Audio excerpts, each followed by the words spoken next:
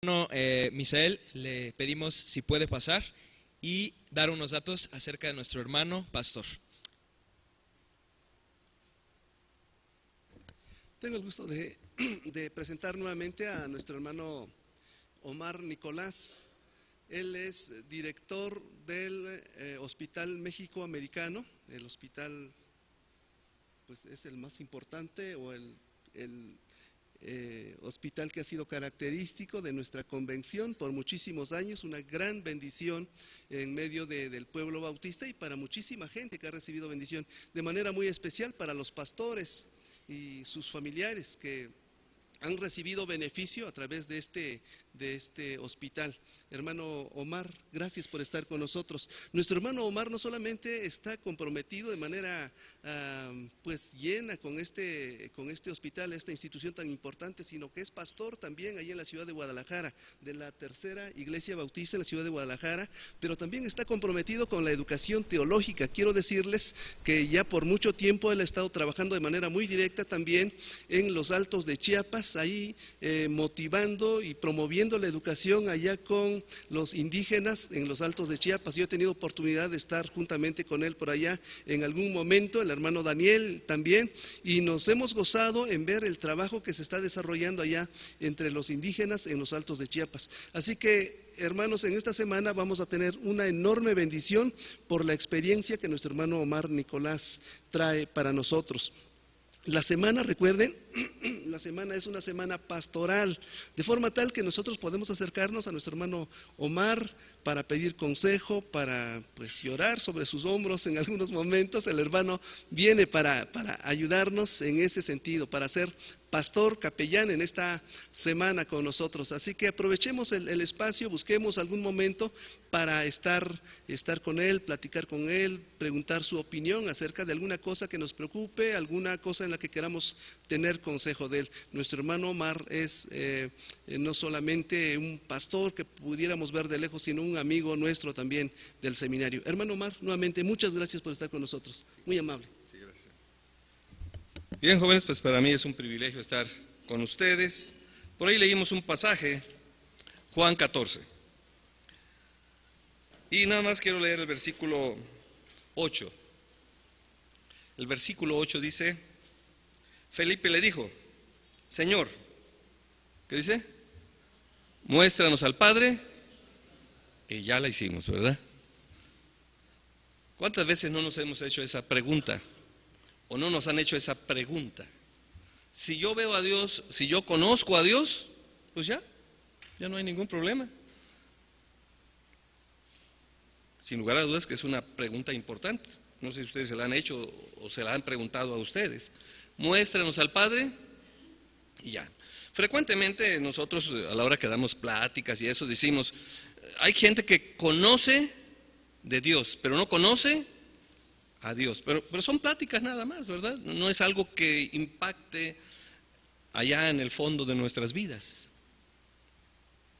Sin lugar a dudas que la pregunta de Felipe era importante. Y luego el Señor le dice, Jesús le dijo, ¿tanto tiempo hace que estoy con vosotros y no me has conocido, Felipe? Bueno, ustedes es una bendición, no sé cuánto tiempo tienen aquí en el seminario, cuánto tiempo tienen en su iglesia. Y la pregunta es, ¿ya conocieron a Dios? Y no en una forma intelectual, en una forma real, en un reto, ¿verdad? Y esto es lo que yo quisiera, esta primera clase es lo que vamos a, o esta primera explicación, es lo primero que me gustaría tocar. Mañana estaríamos hablando de la importancia de la doctrina verdadera.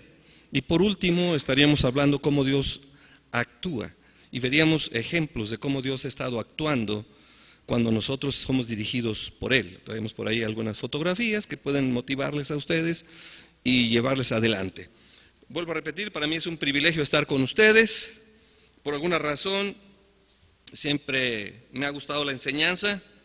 Que sirva, ese es otro asunto, ¿verdad? Que funcione, quién sabe. Pero siempre he estado en la enseñanza y siempre en la enseñanza relacionada con vidas humanas. En la Facultad de Medicina fui maestro Y me llamaba la atención que había alumnos que estaban ahí porque sus papás los habían enviado, porque ellos pensaban que la medicina es una profesión que les va a dar dinero, y otros porque querían desarrollarla. Pero para mí, como maestro, era muy importante decirles: ustedes tienen que capacitarse, porque vidas humanas van a depender de ustedes, ¿verdad? Vidas humanas van a depender. Si ustedes dan un paciente que llegue con dolor abdominal, le dan una pastilla para el dolor, se le calma el dolor, va al otro día, le vuelven a dar la pastilla para el dolor, era una apendicitis, en 4 días ya se reventó ese apéndice, tiene una peritonitis, a lo mejor fallece porque ustedes no se capacitaron. Imagínense si yo voy con el médico y me pasa eso, pues ya dicen que el promedio de vida en México, ¿cuánto es? ¿Lo saben ustedes por ahí? ¿Cuánto? 70. Pues me quitarían 4 años de vida, pues no se vale, ¿verdad? Tengo 66. Y luchamos por 4 años de vida. Pero si ustedes, médicos espirituales, no dan el remedio correcto, esa persona no va a sufrir durante una semana una peritonitis, ni le van a quitar 4 años de vida, le van a quitar toda una eternidad. Por eso su labor es más importante. Deben de analizar. Yo les digo a estos muchachos: si no estás llamado para eso, pues dedícate a otra cosa, ¿verdad? Últimamente, nuestro hospital se ha caracterizado por ser unos hospitales que, dice la palabra del Señor, cuando trabajes, trabaja como para mí, dice el Señor, con excelencia. Y nuestro hospital tiene la más alta calificación para un hospital, es Joint Commission International. En México apenas Médica Sur lo obtuvo el año pasado. Y el otro que lo tiene es,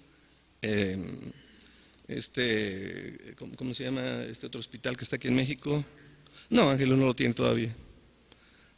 ABC, son los únicos que lo tienen.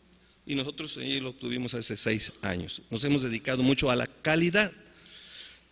Dicen que en Estados Unidos hicieron un estudio, así superficial más o menos, y encontraron que cada año morían al menos 40,000 personas que iban al hospital, pero no por su enfermedad.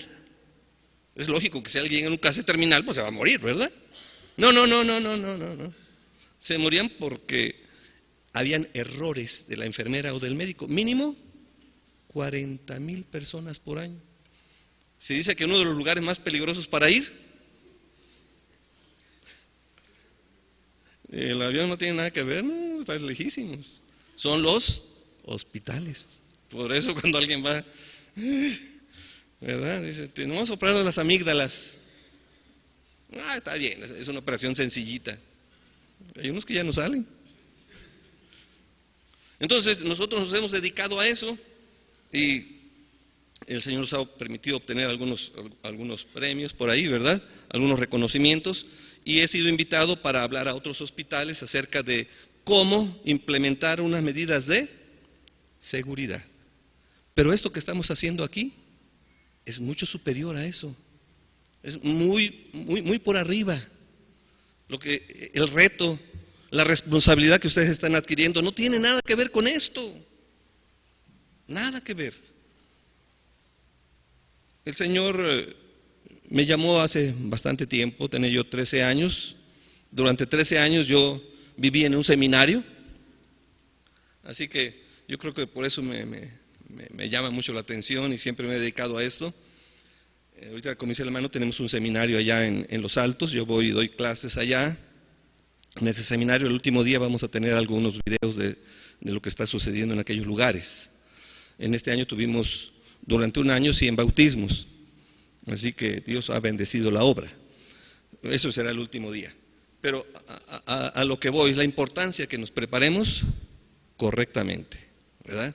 A los 13 años, mi papá, pastor, director de ese seminario donde vivíamos, él tenía en su casa el seminario, vivían los estudiantes, ahí comían, ahí trabajaban, iban a las misiones. Me preguntó: hijo, pues ya me voy a ir a un ranchito, ¿qué quieres ser en la vida? ¿Qué quieres? Porque ahí en el ranchito hay secundaria, ¿verdad? Y yo le dije: yo quiero ser, a los 13 años, quiero ser pastor y médico. Dijo: bueno, entonces vamos a orar al Señor para ver cómo lo hacemos, ¿verdad?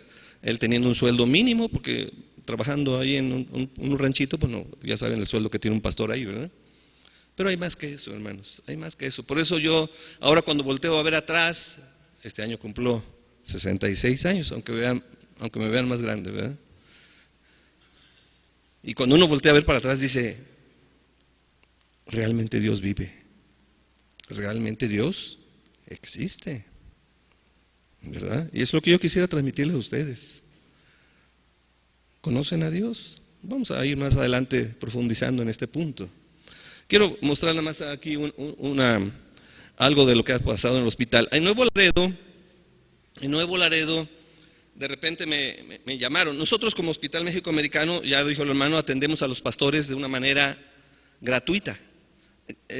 Si hiciéramos las cuentas, más o menos estamos gastando 8 millones de pesos al año en la atención de los pastores. La semana pasada el hermano Emigdio, pastor en Tamazula, fue operado del corazón. Es una operación de 300,000 pesos nomás por un pastor. Dios ha proveído, porque no tenemos ningún subsidio de nadie. Tenemos que ganar el dinero con los privados para poder pagar todos estos gastos. Normalmente nos quedamos con 1 millón de pesos de ganancia. Y me llamaron de Nuevo Laredo y me dijeron, hemos oído de la calidad de su hospital, le vamos a donar 30,000 metros para que construya un hospital. Pues qué bueno, ¿y con qué lo construyo, verdad? El presupuesto para construirlo es de 250 millones de pesos. Entonces fui al banco, pues, fácil, ¿verdad? Y dijo el banco, no hay problema, señor. Usted ponga 126 millones y nosotros le ponemos 124 millones. Dije, no, pues ahorita recogemos una ofrenda y ¿cuál problema? Imagínense nomás. Y yo dije, pues señor, ya viste que yo hice todo lo que podía, pero pues no hay dinero. El Señor fue obrando. Y llegó un momento en que conseguimos todo el dinero, pudimos construir ese hospital y pudimos inaugurar ese hospital. Y este es el hospital en Nuevo Laredo. Fue inaugurado el agosto del 2012, la que sigue. Aquí abajo ustedes pueden ver todos los reconocimientos que tenemos. Las mejores empresas mexicanas, por Deloitte, Banamex, en Monterrey, experiencia socialmente responsable. Esta que está aquí, más para acá, esta es Joint Commission, esa dorada. Esa dorada es Joint Commission, distintivo H, en fin, son los certificados que se han obtenido del hospital, reconocimientos internacionales y nacionales de la calidad del hospital. Aquí está partes del hospital, la entrada del hospital, seguimos. ¿La que sigue?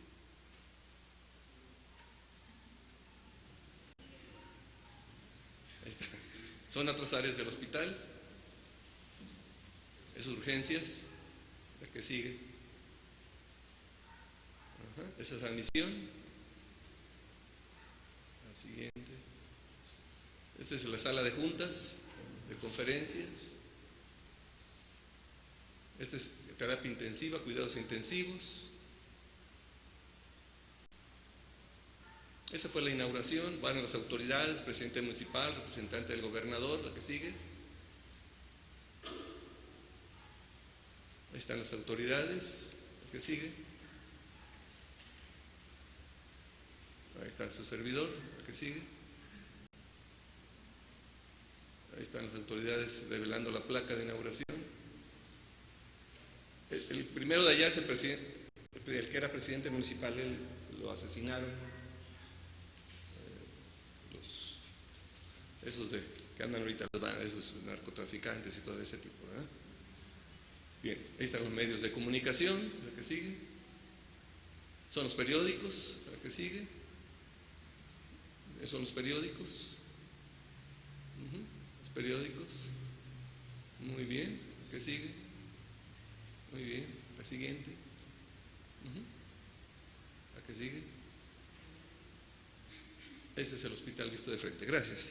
Bien, claro, Dios tiene sus planes y vemos cómo Dios obra.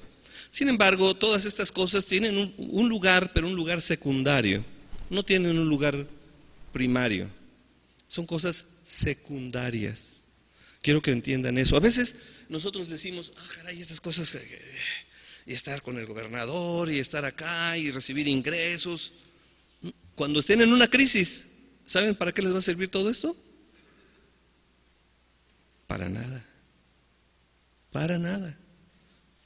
Tendremos que hacer cosas materiales, las tendremos que hacer. No podemos estar sustraídos de las cosas materiales.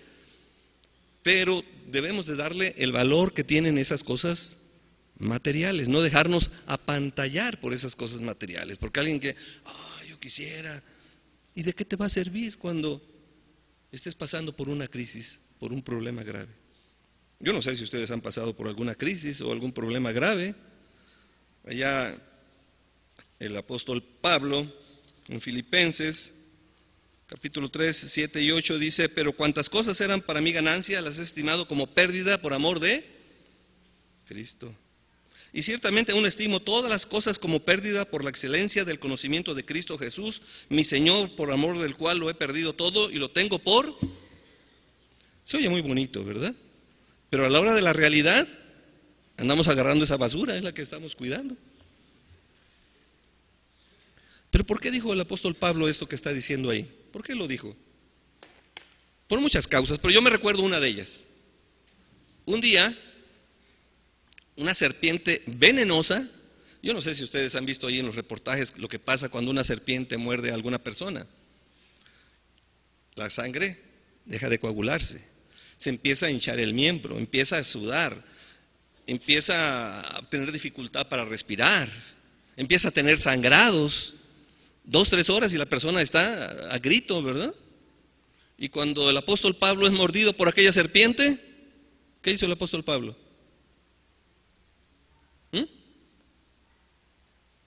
¿Sí se acuerdan? Se lo puso sobre el fuego. Yo, para que aprendan, lo ponen sobre el fuego. Si un día ve la muerde la serpiente, le prenden un fuego por ahí.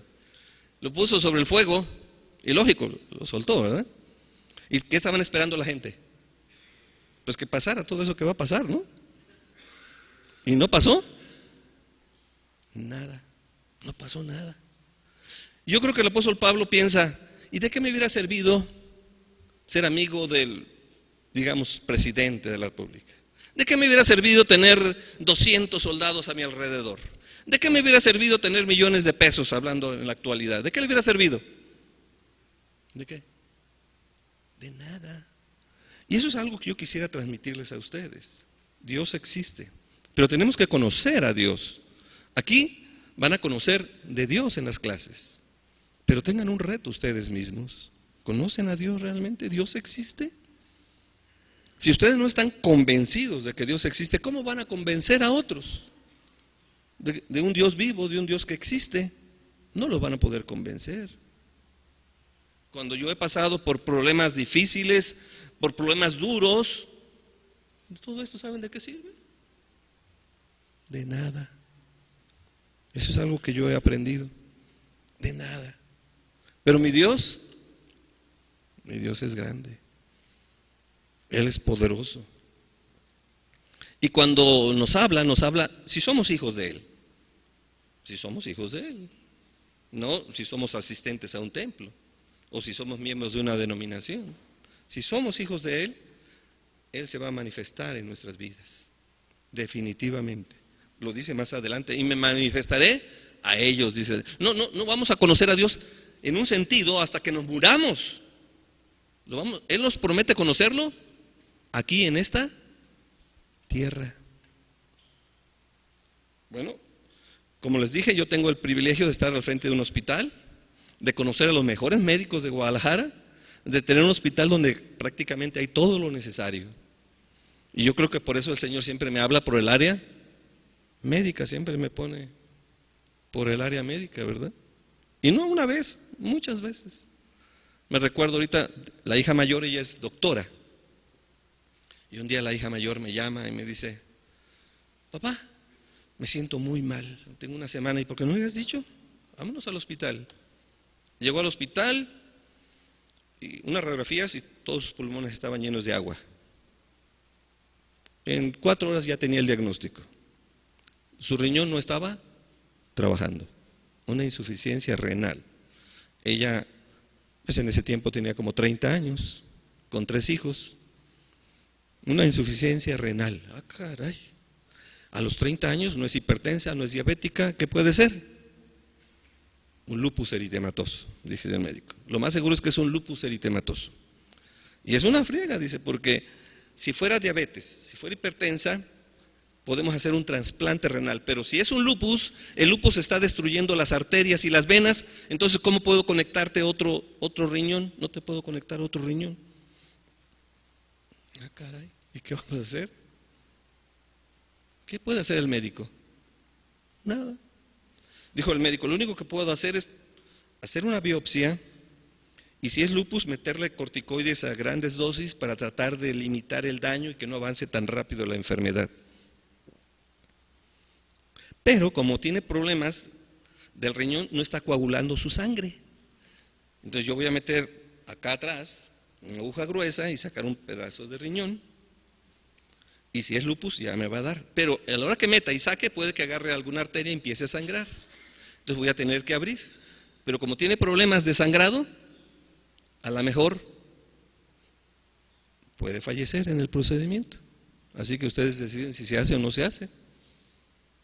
Le dije, hija, pues ya eres mayor de edad, ora al Señor y tú decides.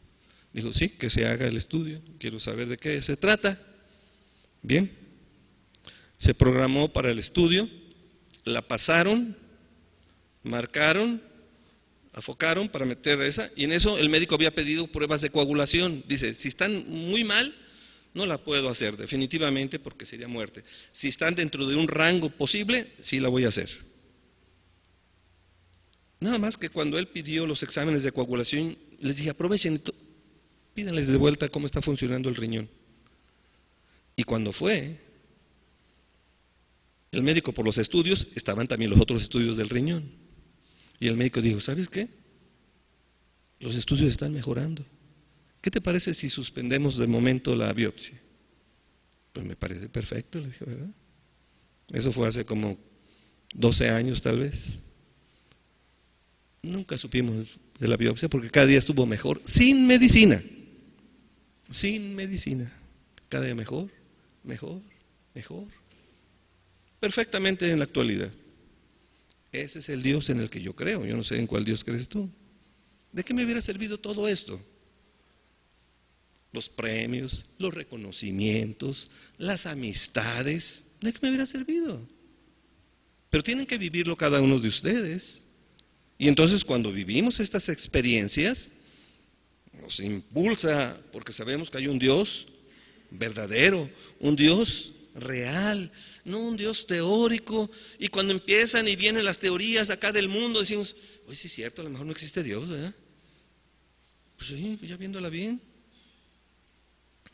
Estaba yo leyendo hace 4 días, dice, Islandia tal vez sea el primer país en el que nadie crea en Dios. 97% dijeron que no creen que haya un Dios. El 3% son personas mayores de edad que dentro de poco ya no van a estar aquí. Y yo dije, bueno, pues estamos igual nosotros, porque si tú vas y le preguntas a una persona, ¿crees en Dios aquí en México? Te va a decir, sí. Pero realmente no cree que haya un Dios. No cree, ahí en el fondo. En el fondo estamos exactamente igual que Islandia en este momento. Nosotros tenemos que estar seguros de que existe ese Dios. Por eso Felipe, uno de los discípulos de Cristo, se atreve a preguntar. No se queda ahí. No, pero ¿qué van a decir de mí? Pues estoy aquí en el seminario. Pues tengo que creer a fuerza en Dios, ¿no? Si no, capaz que me quedo sin comer, entonces sí. Pero no se turbe vuestro corazón. Cuando no creemos en Dios, vamos caminando por la vida en base a nuestros esfuerzos. Hay pastores que están por una profesión, no por un llamamiento. Y se turban y tienen problemas y están luchando en sus fuerzas y quieren que la congregación crezca porque es una profesión. Cualquiera que está en cualquier lugar, en una taquería, en una zapatería, en un taller, quiere que el taller produzca. Y a veces estas personas se comportan como un empleado nada más, no como un siervo de Dios. Porque si se comportaran como un siervo de Dios, no se turbaría su corazón, no tendría problema. ¿Cuántos problemas no vemos? Divisiones de iglesias. ¿De qué viene? de que no conocemos a un Dios real, de que estamos luchando en nuestras fuerzas. Jóvenes que Dios nos ha permitido en mi iglesia tener como unos 20 pastores en el tiempo que tengo pastoreando, que han nacido ahí de la iglesia. Sin lugar a dudas de que hay jóvenes que sí son llamados, pero hay otros que no tienen ese llamamiento, que van y luego se frustran, pero ese es el problema. No conocen a Dios. Y sabéis a dónde voy, dice el versículo 4, y sabéis el camino. Le dijo Tomás: Señor, no sabemos a dónde vas. ¿Cómo pues podemos saber el camino? Y Jesús le dice este pasaje que no lo sabemos de memoria: yo soy el camino para ir a Dios. Pero no solo el camino para ir a Dios, para conocer a Dios. Y la verdad y la vida. Por eso dice Cristo: yo he venido para que tengan vida y para que la tengan ¿cómo? Hay pastores que vemos tristes, abatidos, y no podemos decir que tienen una vida abundante. Yo no sé ustedes cuál es el propósito o la razón por la que están aquí. Como yo les digo a los estudiantes de medicina: ¿por qué están aquí? Ahora ustedes, ¿por qué están aquí? Pues es una profesión, ¿verdad? Decía que por ahí algún muchacho dijo: pues no salí en la lista de la universidad. Pues ahí de perdida, ¿verdad? En el seminario. Para tener un empleo.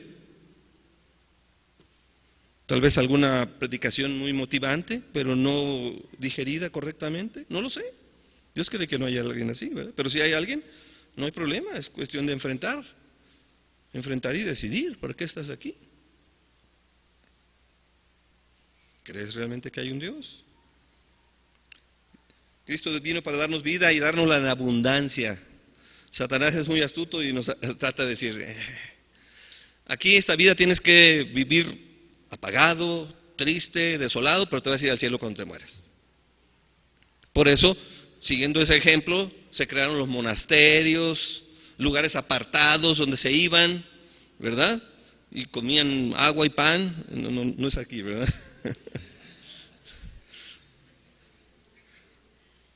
Andaban descalzos porque había que sufrir. No, Dios vino para darnos alegría, gozo, paz. Pero si no lo tienes tú, pues ¿cómo te lo vas a dar a otro? ¿Cómo lo vas a dar a otro si no tienes gozo, paz y alegría? Eso no significa que no tengamos problemas. Pablo, cuando llegaron y lo pusieron ¿se acuerdan? Ni chance le dieron y lo metieron a la cárcel y lo amarraron y ahí lo pusieron en cepos. ¿Y qué estaba haciendo Pablo? Cantando, llorando. Porque lo que está adentro nadie se lo puede quitar. Nadie se lo puede quitar. En un momento empezó a haber un temblor. ¿Qué hubiera dicho uno de nosotros? Para acabarla de amolar, ¿verdad? Y aquí amarrado. Lo primero que hay que salir es salir corriendo. No, Pablo dice: es mi Padre. Es mi Padre. Todas estas cosas las tengo por basura. Por eso tengo a Dios. Por eso le estaba cantando. Por eso le estaba orando. Porque sé que Dios existe. No es un mito. No es una leyenda, no es una filosofía, es una realidad. ¿Qué piensas tú de eso? ¿Qué piensan? Porque teóricamente algunos de ustedes serán pastores, no sé, ¿qué otra cosa? Misioneros, maestros, no sé. ¿Cuál es el propósito de estar aquí, verdad? Vuelvo a repetir, a mí a los 13 años me dijo mi padre: ¿qué vas a hacer en la vida? Y ahorita cuando llegan los muchachos en la prepa, están acabando ya el último semestre, ¿qué vas a estudiar? Pues no sé. Pues por eso estamos así, ¿eh? Yo soy el camino, la verdad y la vida. Nadie viene al Padre sino por mí. Si me conocieses, ¿qué va a pasar? También a mi Padre conoceríais. Y de ahora le conocéis y la habéis visto. Felipe le dijo: Señor, muéstranos al Padre. Yo quiero ver a Dios. Y ya. ¿Eh? Jesús le dijo: tanto tiempo hace que estoy contigo y no me has conocido, Felipe. ¿Ya conoces a Cristo? ¿Realmente entregaste tu vida a Jesucristo? Es algo que lo manejamos y lo decimos, pero a veces no lo entendemos. Conoces de Dios, pero no conoces a Dios. Es una palabra que es muy frecuentemente usada por nosotros, pero ¿la digerimos? ¿La hemos digerido? ¿Realmente conoces a un Dios vivo? Vivo. Y puedes decir, yo sé que mi Redentor vive. Si tú entregaste tu vida a Cristo, entonces vas a conocer a Dios a través de las experiencias diarias y no aisladas una vez en tu vida. No, si ahorita me agarrar hablando, las 4 hijas, el Señor me puso así como esta, igual con la otra. ¿Verdad? Había una hija aquí que vivía aquí cerca del seminario, tuvo unos 2 meses viviendo por aquí, ¿verdad? Ella también estuvo a punto de la muerte. Y el médico ya no podía hacer nada. Y al último minuto el Señor, no la medicina, la rescató. Y el Señor me dice, ¿de qué te sirve tus conocimientos? ¿De qué sirve que seas médico? ¿Sabes para qué sirve? Para basura. Si yo no hubiera obrado, ya estarían muertas. Bueno, hay otras formas, a veces hay crisis emocionales, etcétera, pero el Señor a mí me ha tocado por ese lado, ¿verdad? Y digo, ay Señor, pero qué necesidad. Pues es lo que Él dice, pues qué necesidad.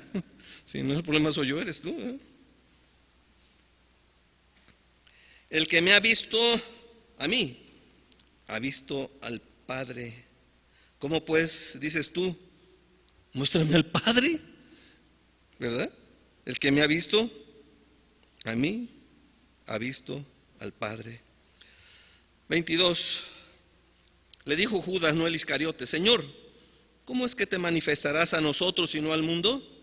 Respondió Jesús y le dijo, el que me ama, mi palabra guardará, y mi Padre le amará, y vendremos a él y haremos morada con él. 21. El que tiene mis mandamientos y los guarda, ¿quién ese qué es? El que me ama, ¿verdad? Qué bueno que cantemos a Dios, eso no es malo. Lo malo es que pensemos que porque cantemos así, con los ojitos en blanco, eso significa que amemos a Dios. Eso no significa que amemos a Dios. Qué bueno que lo haga así. Pero lo más importante, el que ama a Dios, ¿quién es el que ama a Dios? ¿Qué dice ahí? Pues eso, así de simple. El que guarda sus mandamientos. Y se los voy a decir, y se los voy a repetir esta semana, estos días que voy a estar con ustedes. Solamente hay 2 cosas que nos pide el Señor una vez que hemos entregado sinceramente nuestra vida a Jesucristo: es vivir una vida santa, apartada del pecado, y una vida de servicio, evangelizando y discipulando. Es todo lo que nos pide. Lean todos los mandamientos. Son 2 los grupos de mandamientos: el que se refiere con Dios y el que se refiere con el prójimo. Una vida santa, una vida de servicio que evangeliza y disipula. Es todo lo que nos tocó hacer, porque a veces ni sabemos lo que tenemos que hacer. Solamente vivir una vida santa, evangelizar y discipular. Está facilito. El que tiene mis mandamientos y lo guarda, ese es el que me ama. Y el que me ama será amado por mi Padre, y yo le amaré. ¿Y qué dice al final del 21? Eso es importante. Y me manifestaré a Él. No esperen que Dios se va a manifestar con ustedes hasta que se mueran. Esas son argucias de Satanás. Dios se va a manifestar en la vida de su Hijo aquí y ahora. Y vamos a ver cosas que no tienen explicación. Yo digo, debemos dar gracias a Dios por todo, así dice la Biblia. ¿Tiene una gripa? De gracias a Dios. Pero nosotros los médicos decimos que la gripa normalmente, hay unas excepciones, se cura con el médico, sin el médico y a pesar del médico, porque a veces dan cosas que ni al caso vienen, ¿verdad? Pero damos gracias a Dios por todo. Pero hay cosas que son maravillosas y decimos, esto no puede ser. Esto no es obra de la casualidad, de la suerte. Este es mi Dios el que obró. Entonces, esta es la parte pues que podemos ver aquí en este pasaje, que a veces lo leemos muy superficial, pero sí me gustaría que quedara en sus mentes y en sus corazones este reto. ¿Realmente ustedes conocen a Dios? Que bueno, si ya lo conocen, todo lo demás ya está ganado. Pero si no han tenido un encuentro real con Jesucristo, no han sentido el poder del Señor, búsquenlo primero. Ustedes serán los primeros bendecidos. Vuelvo a repetir, para mí es un privilegio estar en este hospital, pero esas son cosas secundarias. Es un privilegio recibir estos reconocimientos, pero son cosas secundarias. a la altura del tiempo que he llegado, puedo decir gracias, Señor, porque pude conocerte desde muy temprano. Gracias porque siento tu presencia y tu dirección. Y vamos a ver en estos días cómo Dios ha obrado en su trabajo, en lo que Él le interesa principalmente. Estas son cosas superficiales, son cosas secundarias, aunque para el mundo es lo más importante. Para Dios no lo es, y yo lo entiendo así. Esto es lo más importante, lo espiritual. Dios les permita tener ese encuentro, tener ese poder. Ustedes serán los primeros bendecidos, y los que tienen familia o los que forman familia, ellos serán los primeros bendecidos. Y las congregaciones, si es que van a estar al frente de alguna congregación, también como consecuencia. Congregaciones diferentes, fuertes, dirigidas por el Señor. Bueno, pues que el Señor les bendiga. Dejamos el tiempo en nuestro mano.